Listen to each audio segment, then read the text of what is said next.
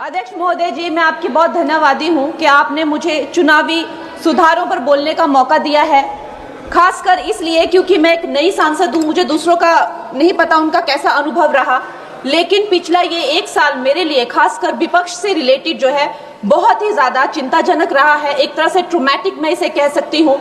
हर दिन इन्होंने यहाँ पे तमाशा किया है, हमारा दिल दहल जाता था इनको देखकर। एसआईआर ये वेल में उतर जाते थे। यहाँ पर इन लोगों ने डराना, धमकाना, धक्का मुक्की, ऐसा कोई इन्होंने किसी तरह की कोई बदतमीजी नहीं है जो एक भी दिन इन्होंने संसद भवन चलने नहीं दिया। हम जनता के प्रतिनिधि हैं, हम यहाँ पर उनकी आवाज लेकर आते हैं, हम कुछ सीखने आते हैं, हम नए सांसद हैं। इन्होंने संसद अगर पिछले 2-3 दिन को छोड़ा जाए तो साल पर शायद ही थोड़ा चलने दिया है। एसआईआर कर करके इन्होंने यहाँ पे तमाशे किए, लेकिन अब जब इनको बोलने की बारी आई एसआईआर पे, तो अध्यक्ष महोदय जी हम देख रहे हैं कि कल leader of opposition Rahul Gandhi ji ने, मुझे लगा क्या खुलासा होगा, हम भी बड़े उत्सुक थे। सारी साल हमने एक ही शब्द सुना है, अब ये क्या ग्रैंड रेवलेशन होगी। लेकिन राहुल गांधी जी जो लीडर ऑफ ऑपोजिशन है, उन्होंने कल जब कहा खादी है, खादी में धागे हैं, धागे में लोग हैं, लोगों के अंदर, उनको जब कहा गया कि आप पॉइंट की बात कीजिए, तो उन्होंने कहा कि मैं अपना फ्रेम कर रहा हूं, मैं अपना आर्गुमेंट फ्रेम कर रहा हूं। और इतनी देर बाद जब वो फ्रेम करके पहुंचे तो ले देकर वो वापस उसी अंतर्राष्ट्रीय मूल की महिला, अध्यक्ष जी मैं एक महिला होने के नाते आपसे रिक्वेस्ट करना चाहती हूं कि every woman is entitled to her dignity. वो अंतर्राष्ट्रीय मूल की है, विदेशी महिला है, लेकिन उन्होंने कितनी बार आकर उन्होंने सोशल मीडिया पे कहा है कि मैं कभी भारत नहीं गई हूं, मेरा हरियाणा चुनाव से कुछ लेना देना नहीं है। लेकिन फिर भी ये लोगों ने बिना किसी ठोस सबूत के उनका यहाँ पे फोटो बना के उन्होंने उनको उछाला, यहाँ पे उनकी तस्वीर उछाली यहाँ पर और यहाँ पर प्लेक कार्ड यूज करना भी अलाउ नहीं है। इन्होंने फिर भी नियमों का उल्लंघन किया।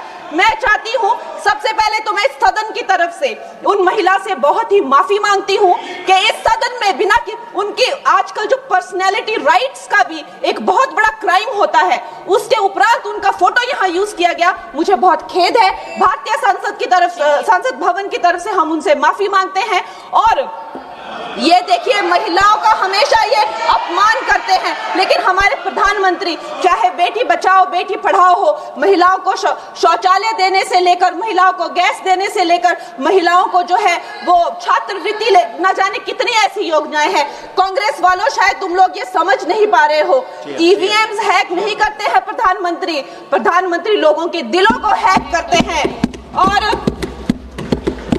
और ये लोग दुहाई देते हैं कि वो जो पुराने जमाने के दकियानूसी, वो जो चिट कागज पे लिखकर जो मतदान होता था वो सबसे अच्छा था। ये लोग भूल गए वो दिन, आप लोग भूल गए वो दिन।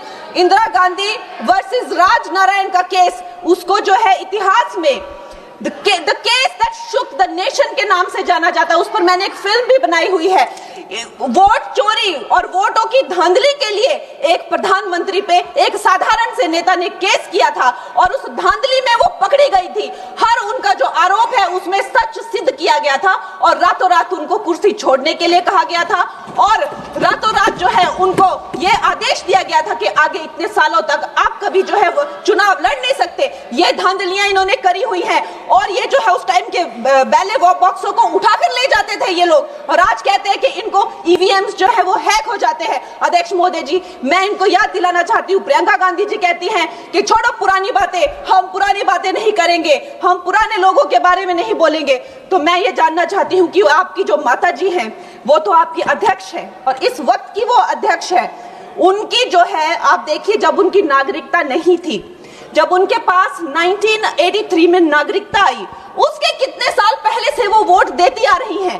तो ये जो इनका जो परिवार है, एंटाइटलमेंट से जो ग्रस्त ये इनका परिवार है, ये प्रियंका गांधी जी को भी याद रखना चाहिए। चाहे आपका भूतकाल हो, चाहे आपका वर्तमान हो, आप सब लोग, चाहे ईवीएम हो या चाहे कागज पे लिखा हो, जब आप लोगों के चरित्र में जो है किसी तरह की मर्यादा नहीं है, आप लोगों ने कभी भी इस देश का, यहाँ की कानून व्यवस्था का, संविधान का कभी आप लोगों ने सम्मान नहीं किया हुआ है।